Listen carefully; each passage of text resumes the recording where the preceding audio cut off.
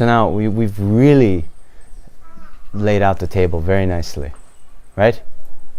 So now we're going to really start, okay? So we're saying, having gained this rare ship of freedom and fortune, here think and meditate unwaveringly day and night in order to free yourself and others from the ocean of cyclic existence. This is the practice of Bodhisattvas. Okay. So, which number is it? 1.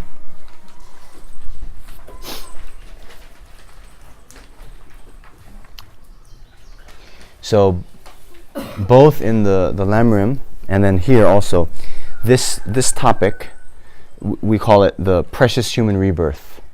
Precious human rebirth. Okay. So now, the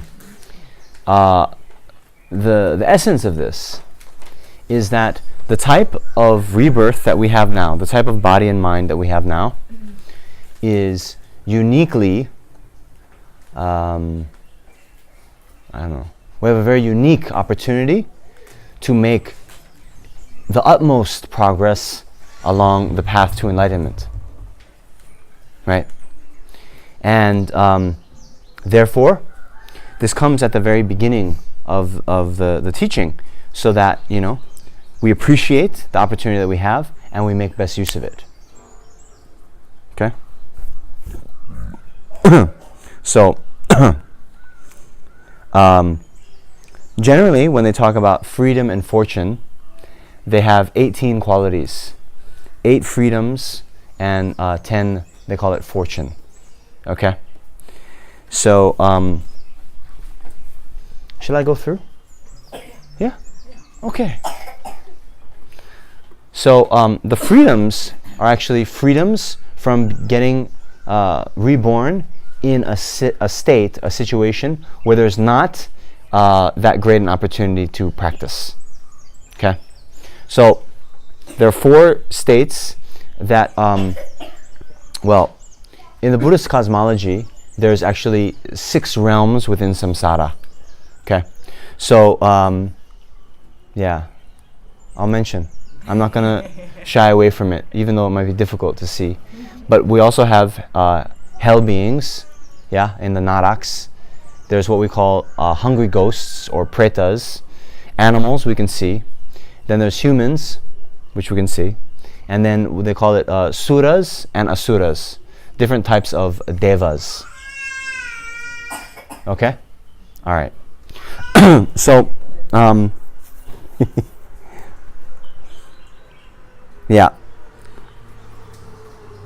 the hell beings, there's actually, the hot hells, like you see in Dante's Inferno. Same. But actually there's 8 hells. And then there's cold hells. And then there's, all these, like, they call them occasional hells. And surrounding hells. Right? So, it's there. Sometimes, when I do beginner courses, right, it's kind of like this, right? Some of us who have been raised in another tradition where there's hells, right? Then you can think, oh, that was just used as a way to manipulate, we say, right, the speeches about fire and brimstone. You guys know? Anyway, the pastor, they would describe, these hells that you'll be reborn in, you'll be burning for eternity, right? And then with the impure mind, right? But then they say afterwards, oh, but if you make a donation, or if you do this, then then all will be forgiven and you can go to heaven, right? So a cynical view would be like, this is a big way of manipulating people, right? So then, some people, they go away from that tradition. Like, I don't believe in that anymore. And then you start to learn about meditation, where you see, oh wow, now that I'm meditating, I see the emphasis is on the mind.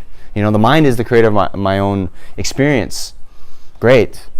and you do meditation, and you experience a lot of peace. And then you think, okay, there's a rich philosophical tradition behind it. So why does this meditation work? Then you start to come to classes like this. And then there's not only the hells which you're trying to escape, not only the hot hells, but there's the cold hells, the surrounding hells, all this stuff. 16 hells. Yeah. So some people have a very negative reaction. Yeah?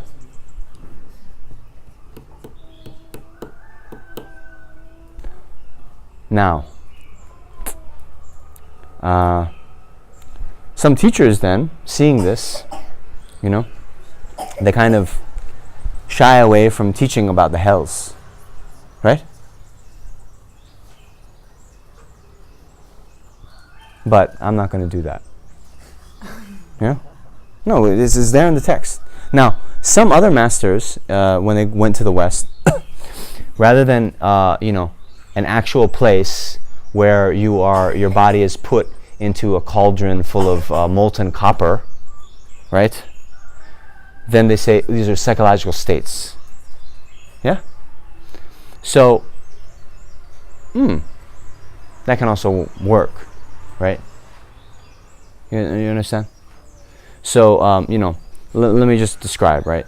So the hells, we have the hot hells, 8 hot hells, 8 cold hells, right? Then,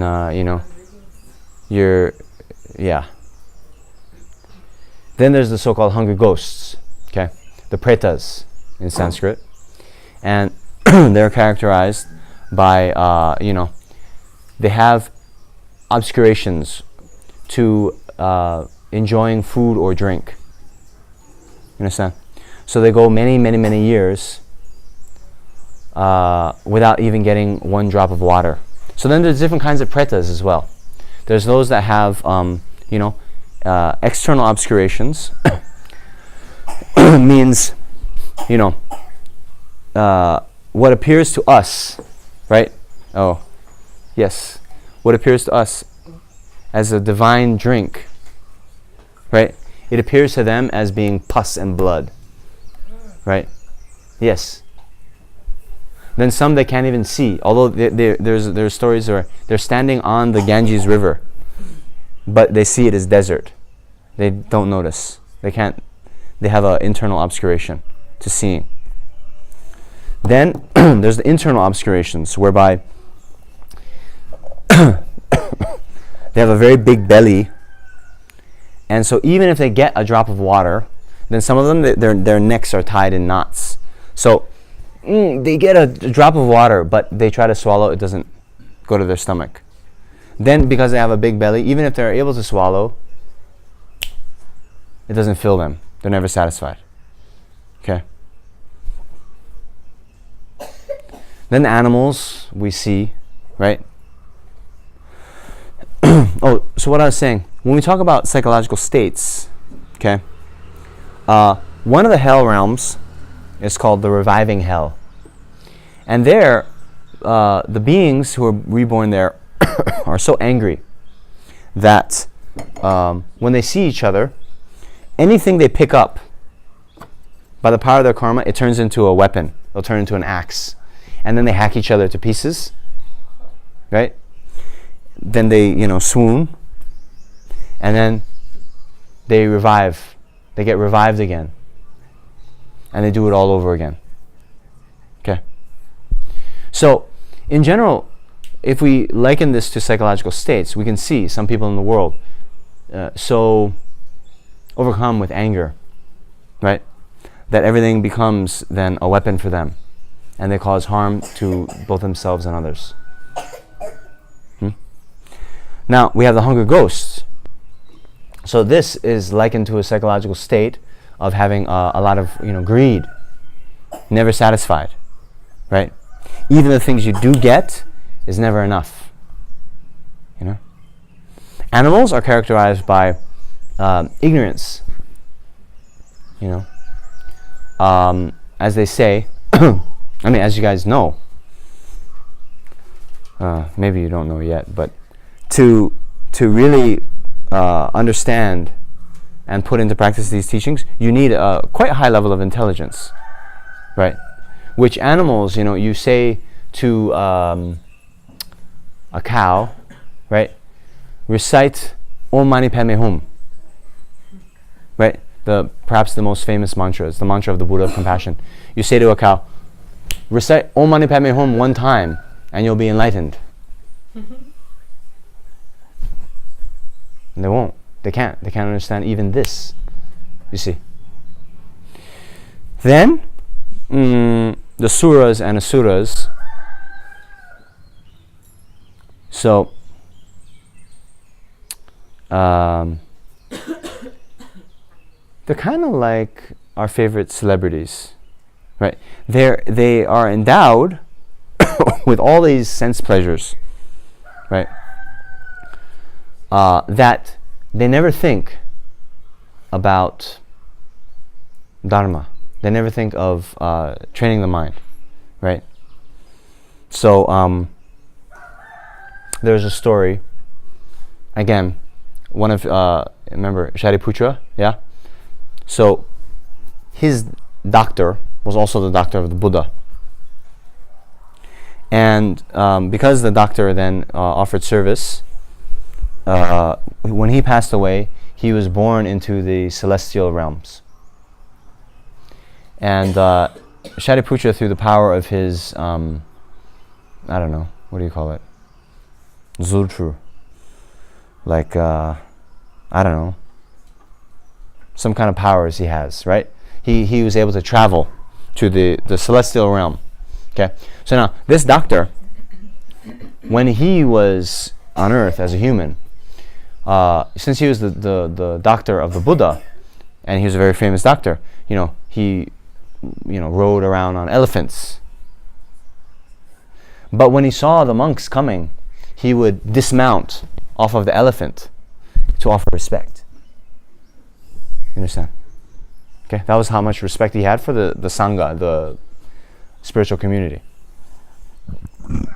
So he was actually very close to Shariputra. Maybe even closer than he was to the Buddha. So, when then Shariputra went to the celestial realm, then it said, this doctor, he was enjoying the company of celestial maidens. Do you understand? We have some children here. Use your imagination. Okay? So then, he had all these celestial maidens around him, and enjoying himself. And then he saw Shariputra came, and he's like, we do that, right, at parties, right? Where it's like the other person, we don't want to be so like, because we're cooler than them. So just be like, like that. You understand?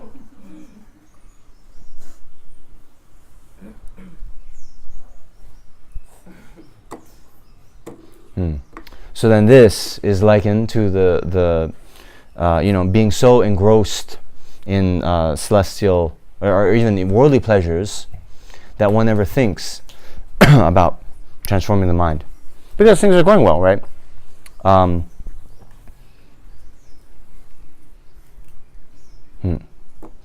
So anyway, when we talk about the freedoms, the four freedoms having to do with rebirths is the preta, the helping animal and preta, and then these what they call long life gods.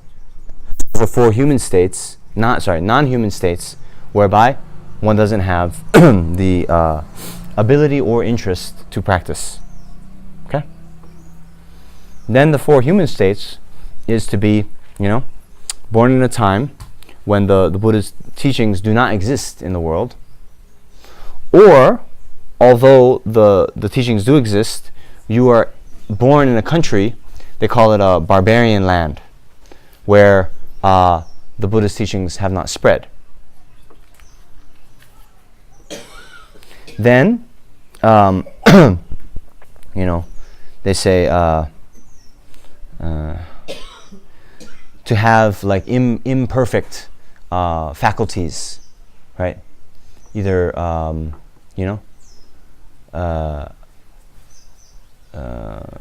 if one, just as an example, if one is blind or deaf, it can impair one's ability to study and practice. Okay. And then holding wrong views. Okay. So this is then to have a thought that liberation doesn't exist, enlightenment doesn't exist, past and future lives don't exist, karma doesn't exist. These kind of so I should say, we are invited to check, to analyze, and not just take everything at face value, even though it's there in the text, right? So we can investigate, we can analyze, we can take it as a hypothesis, right? Oh, is enlightenment possible, right? You don't have to take my word for it. But the thought that 100% it's not possible, right? That's the wrong view that's talked about here. And you can see, if you have that thought, then why would you train the mind in bodhicitta? Which is, by the way, the wish to attain enlightenment. If you believe enlightenment doesn't exist, right? So anyway, those, you got it? 4 non-human states and 4 human states, which would severely hamper our ability to practice. Okay? What were the non-human? We have hell being, hungry ghost, animal, and what they call long life gods.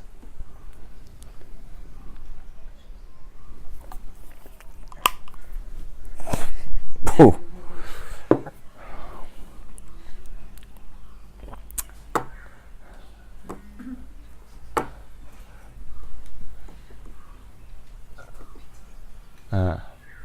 No, it's true.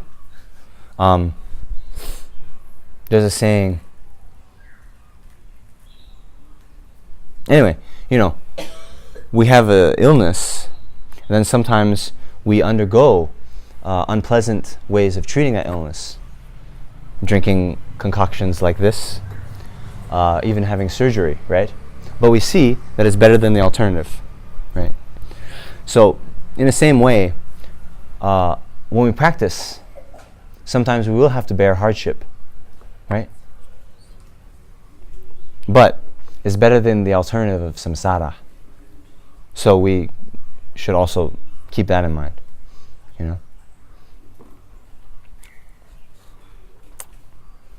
Okay.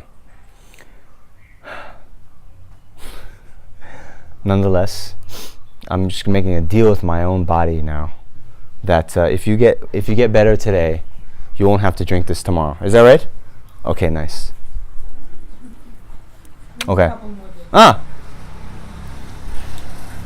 Okay. All right. So now that's the 8 freedoms. Now the fortune sometimes is called endowments. And what this is, again, there are 5 related to oneself and 5 related to other. Okay. So the 5 related to oneself means to be born as a human, to be born in what they call a central land. Central land means a place where the Buddha's teachings have flourished, right? Then having faith in the teachings. And here, faith is not just, I believe. But here, we also have a faith that's reasoned faith, where we should maybe translate it more like confidence, right? When we get some insight into the teachings, we think, okay, this is in accord with my experience. This is in accord with how things exist in the world, right? So it's kind of faith. Then next, having what they call reversible karma. Reversible karma. So there's what we call the 5 heinous, or the 5, sometimes you'll see it as the uninterrupted negative karmas, which include, or which are, killing one's father and mother, killing someone who's attained nirvana, causing a division in the spiritual community, and with a malicious intent to draw blood from the Buddha. Anyway, these actions, they're called uninterrupted negative karmas, because usually, even if we do some negative action, the imprint is created and deposited on our mental continuum, but when that ripens, it could be many, many lifetimes from now. But these, the 5 uninterrupted negative karmas, they're so heavy that definitely they'll project us into hell rebirth in our next life. Okay. So in any case, if you have created that much negative karma, that also shows, your afflictions are very strong, and that will severely impair your progress along the path. Okay? And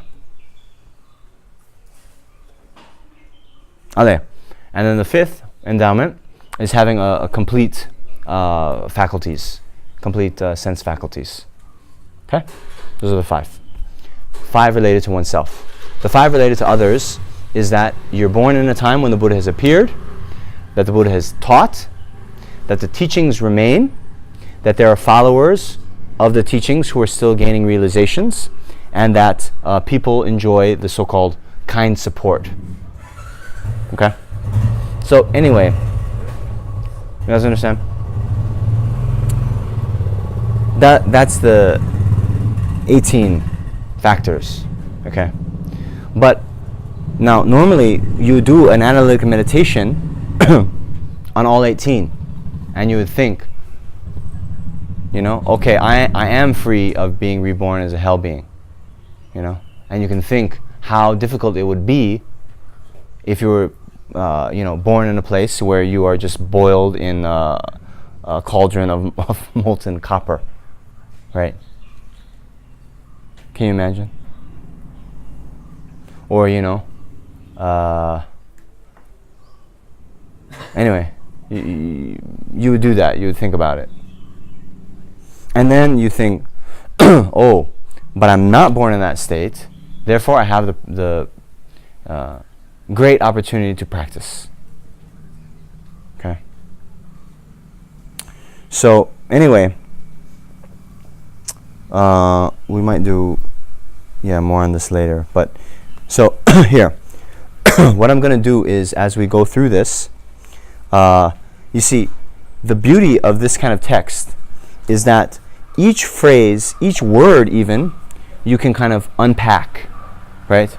So it's done in a stanza, but actually why we need to then study is we need to then know what freedom means. We need to know what fortune means. We need to know what rare means, right? And so then,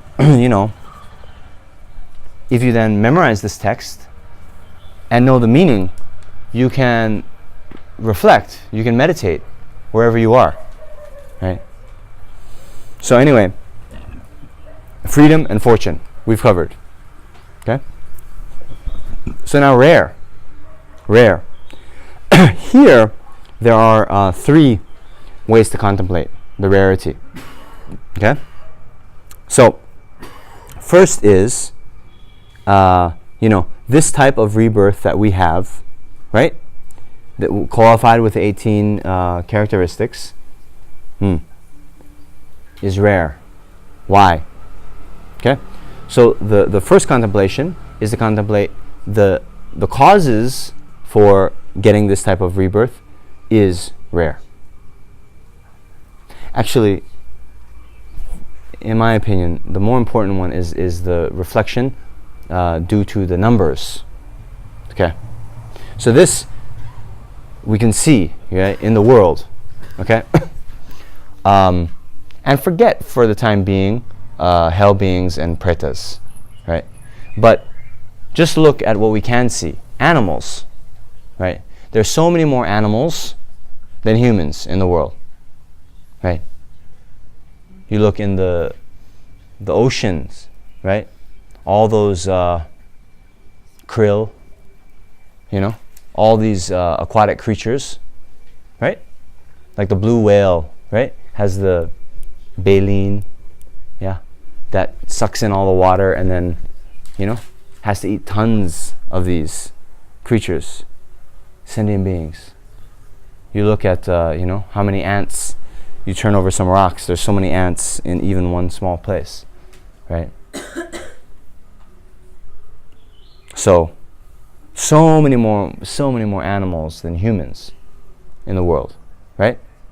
I mean, they say that actually the 6 realms of existence are like a pyramid, where even more than animals, there's more pretas. And even more than pretas, there are more hell beings. But even if we forget about that, we know there's so many more animals than humans. Then even among humans, right? How many have those characteristics? Right? How many have even taken the first step to think that, I need to transform my mind, right?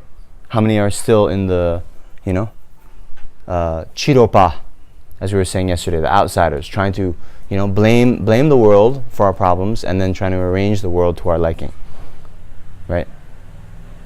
Most people are like that, right? Then you, even look in the world, there's so many places where, we said this last time, that, a gathering like this, we would all be thrown in jail. Yeah? And maybe, I don't know, would I be executed? Maybe. Right? And then other places in the world, although there might not be a type of restriction, then the people, they don't speak a language where the Buddhist teachings have been translated into. Yeah. Then you consider the time factor, right? The time factor of the Buddha came to the world 2,500 some years ago, then taught. The teachings still remain, right? But eventually, the teachings will no longer remain in the world, right? So they call those periods the Dark Ages, right? So anyway, very rare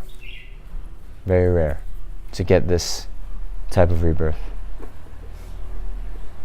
So why? That's the meditation on the number, right?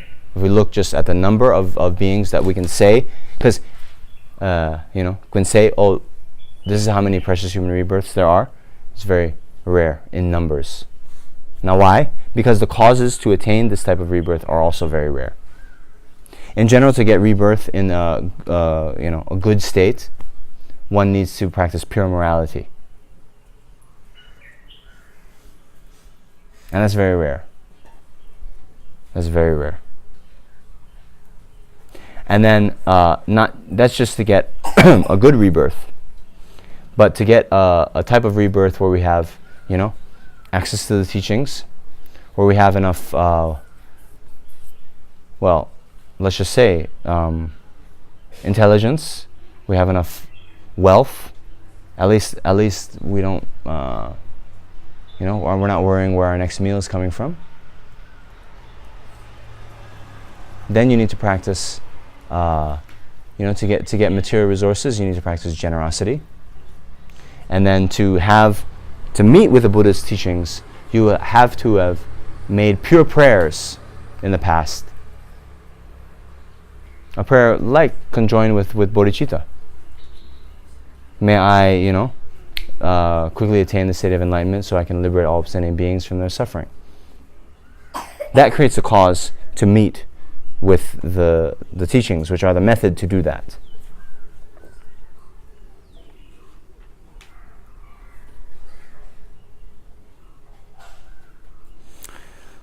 So the third meditation on the rarity is based on analogy.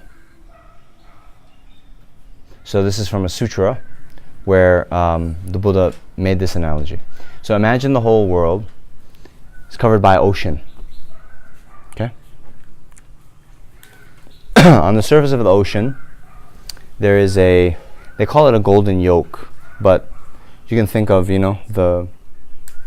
the life preserver, right? Some area like this, right? A ring that's floating on the surface of the ocean. Okay? There's a turtle, a blind turtle, that surfaces every 100 years. Okay? And this ring, by the way, it's being blown around the whole surface of the world. Okay? So now, imagine the likelihood of when the turtle comes up, his neck is in the life preserver. Okay? Does that happen a lot? No way. So the Buddha said the likelihood or the frequency of getting a precious human rebirth is much more rare than that. Much more rare than that. Okay?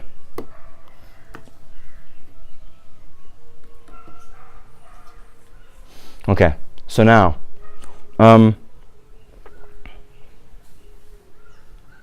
you see, Lama Tsongkhapa, one great Tibetan master, he says, if you knew how difficult it was to acquire, living the average life would be impossible. If you saw its great benefits, you would be sorry if your life remained meaningless.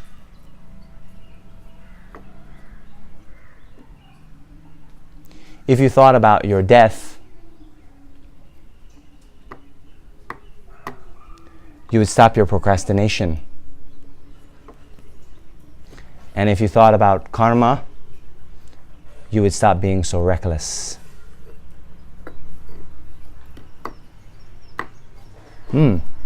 So, you can see why this is at the beginning, right?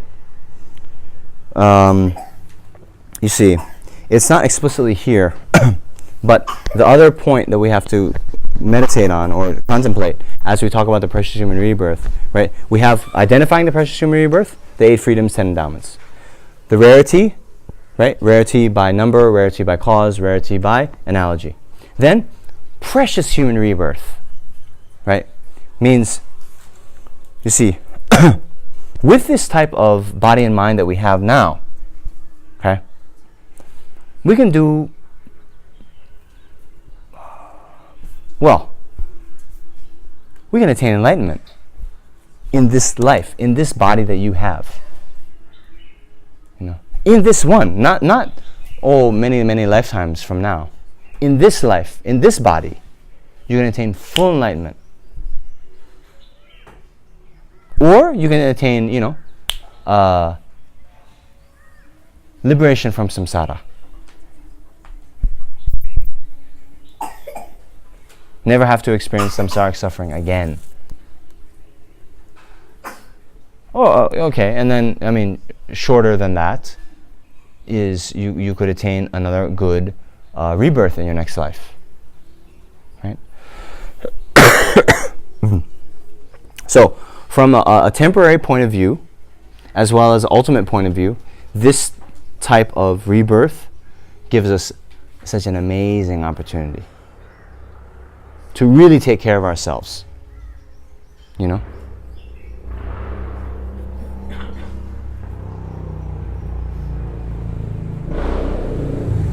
So,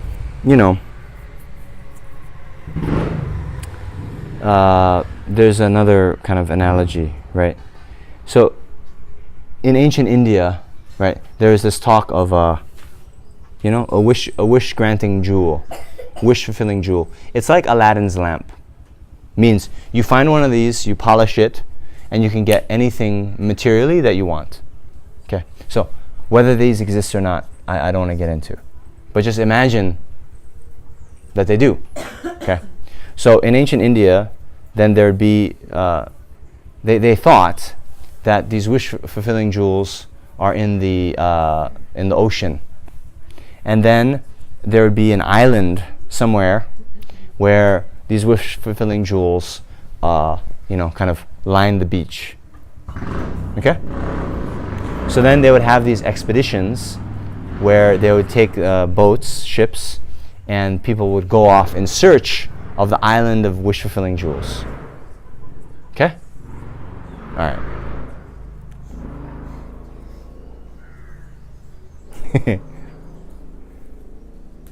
So imagine you've arrived at the island of wish-fulfilling jewels. Okay? So, what would you do? Now, to make it a little bit, this is my own kind of thought. You know, in the Star Trek movies, there's that, beam me up, Scotty. There's that transporter, right? Yes? You know, you seen that movie, right? Where all of a sudden, someone would be talking and then they get transported somewhere else. Yeah? Okay. So imagine that exists, right? So you don't know how long you have on that island. Okay? Which, in the analogy, it's like that. But for us, it means because we're going to die. We don't know how long we have left in this body. Okay? But you've made it to the island of wish-fulfilling jewels. You don't know how long you're going to be. What would you do? If you're intelligent, you would then try to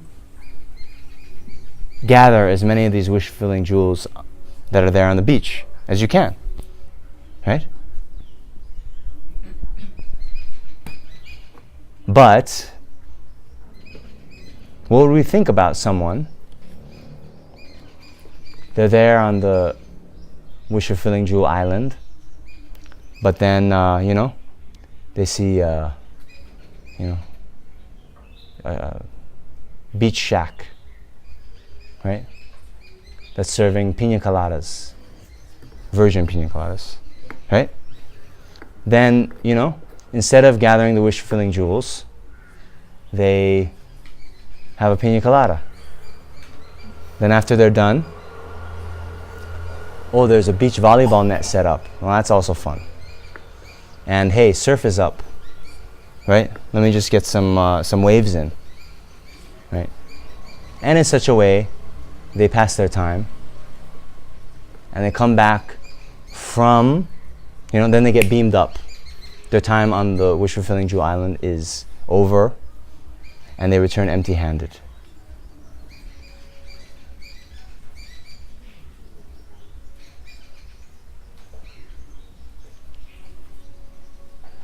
What a shame. What a loss. So, our friend Shantideva, he says, now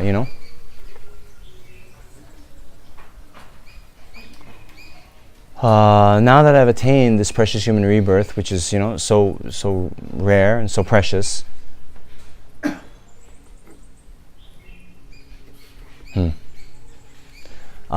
if I don't engage in virtue, and instead am again reborn in the lower realms, there could be no greater deception and no greater folly. Folly means mistake. You understand?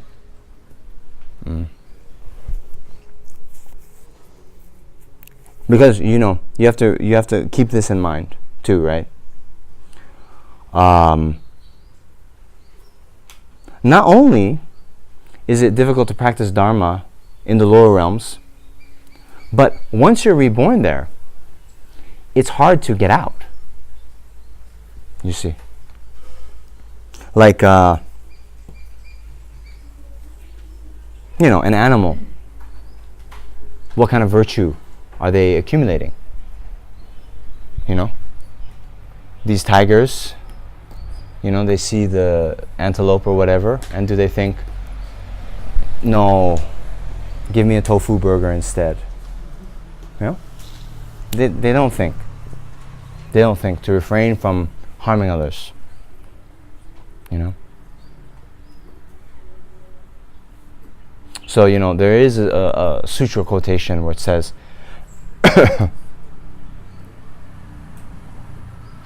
the beings, right, who go from lower rebirth to a lower rebirth, or higher rebirth to a lower rebirth, is like the amount of dust particles, dirt particles in the whole world. And, on the other side, the ones who go from a higher rebirth to a higher rebirth is equivalent to the number of dust particles you can fit on a fingertip. So what's that ratio like? It's a rounding error. It's 0, basically. So then what must we do, seeing our situation like this? Then it's clear. To hear, think, meditate unwaveringly day and night. Why? In order to free yourself and others from the ocean of cyclic existence is the practice of bodhisattvas.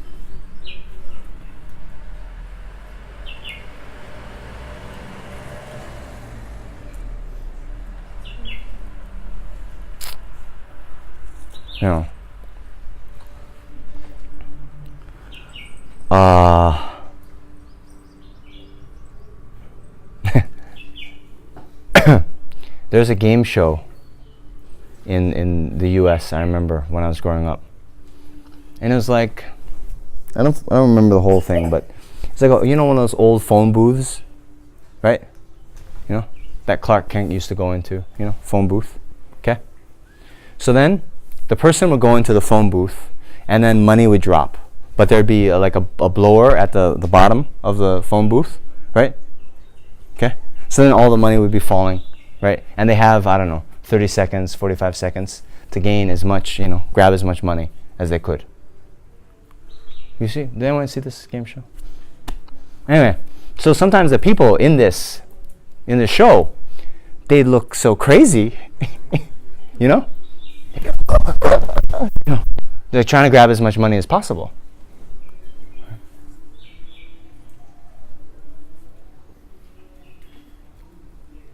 So if we're really practicing, actually, unwaveringly day and night, some people would be like, what, take it easy, right? But you see, since again, Shantideva says, right,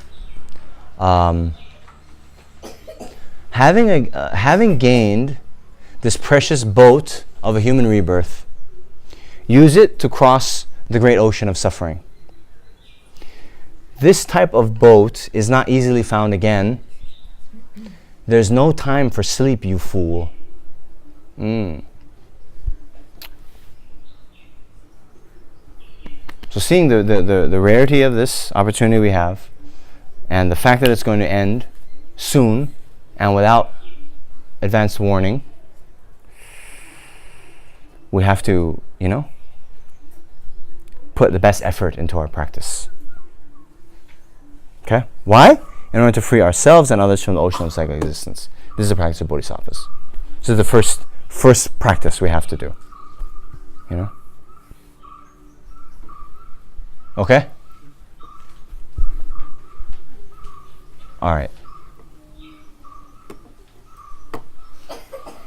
So now, now that we want to take best use of our precious human rebirth, then what do we have to do? Stanza 2. Attached to your loved ones, you're stirred up like water. Hating your enemies, you burn like fire. In the darkness of confusion, you forget what to adopt and discard. Give up your homeland. This is the practice of bodhisattvas. Okay. So actually here, I've seen in one commentary that, the homeland isn't just your home, but it's any objects or situations which cause the afflictive emotions to arise. Right? So, for us, beginners in the path, you guys know that one's environment has a huge role. Has a huge, huge, huge role.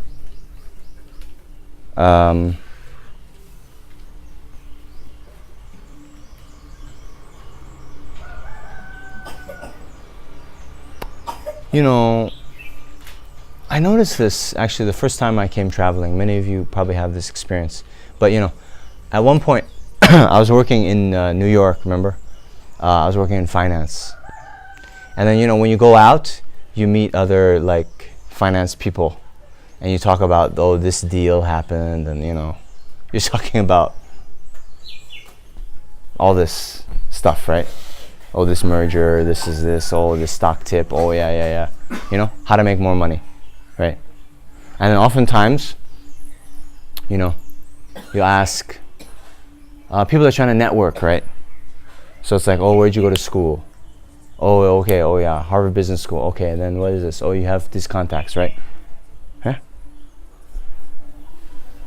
It's very telling to me. When I came out traveling, no one asked me where'd I go to university. I was traveling for 15 months. Isn't that interesting? In New York, in some of these bars I was going to, that's one of the first things you ask. What firm are you working for? Where did you go to school? Right? Yeah?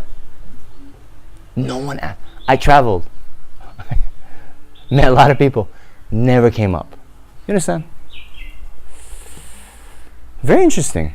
Very, very interesting. And especially some of you might have this experience.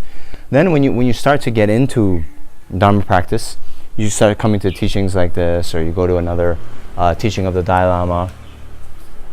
Then the people you'll meet, it'll be like, you'll just talk about, what other teachings are going on, where can I go on retreat next, right? The Dalai Lama is going down here. What date? And, This is on a very, very basic level. You understand?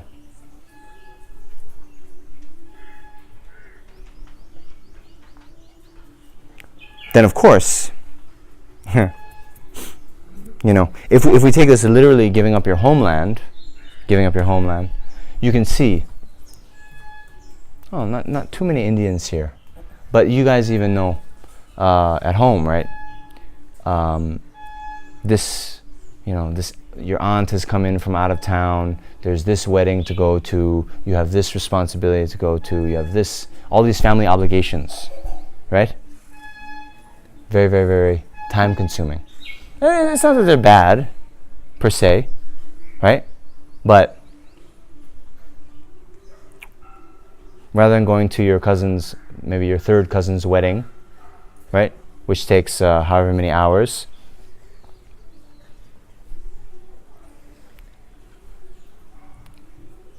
you meditate on bodhicitta, you meditate on ultimate nature of reality, it's going to have a lot better outcome for you. You understand? So, to allow yourself, to position yourself that you can make the best use of your precious human rebirth, then, to give up your homeland is a practice of bodhisattvas.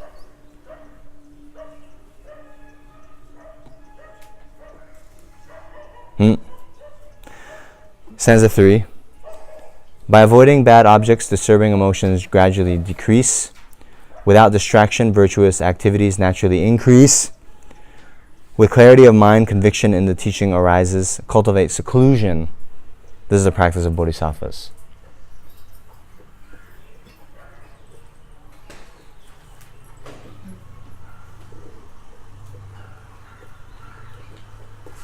So you guys know, right? In January, in January, I went on a retreat in Bodh Gaya for a month. It was great. And I will say this.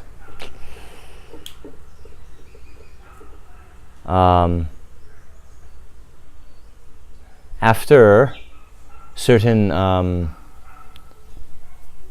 changes in the political scene in the world, especially in the US, I started I was reading the news a lot. Too much. Very much disturbed my mind. You know? But in Bodh Gaya, when I went on retreat, so I wish I actually, I didn't look at the news once. It was a news fast. It was very nice. Unfortunately, I still, because anyway, I had my visa extension hadn't been approved yet. I had to be in contact. So it wasn't like I just totally, cut myself off from the world, right? But I think you guys can see, if you've had the opportunity, sometimes when we do these retreats, it'll be in silence, no talking. And sometimes people are like, oh, how can I not talk? But the majority of people, if you do, even if they don't learn anything, they very much appreciate not having to talk for 10 days.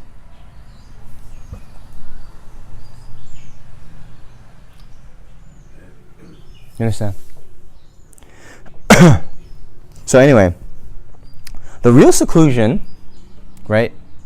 Of course, there's a physical seclusion we have. And so many of the meditators of the past, they'll go to Himalayan caves, right?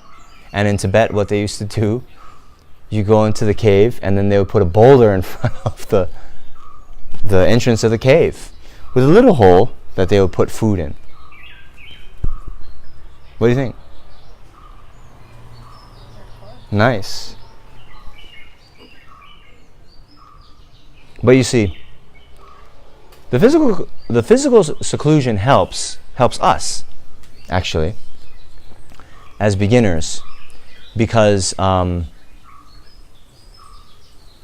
environment does affect our mind. But the real seclusion has to be mental. And even if you're in the cave, there's a saying.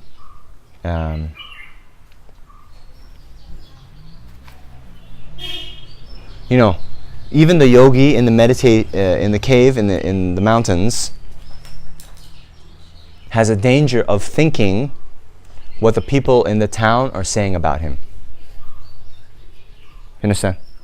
Means you're in the cave, you're isolated from society, but you're wondering, the people who are down in the town, are they saying, Namjong is such a great meditator? Right? You're worried, you're still worried about the reputation. Means you're still attached to worldly life.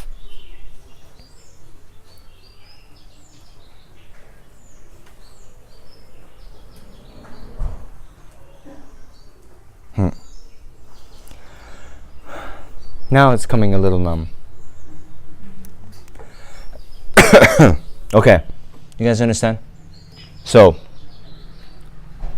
because we want to take best opportunity of our precious human rebirth, we then set up our environment to allow that to happen. So we give up our homeland, but really it means any kind of situation that allows or causes the afflictions to arise. Okay? It's 12:30, and I think the lunch is here. So, let's break for lunch.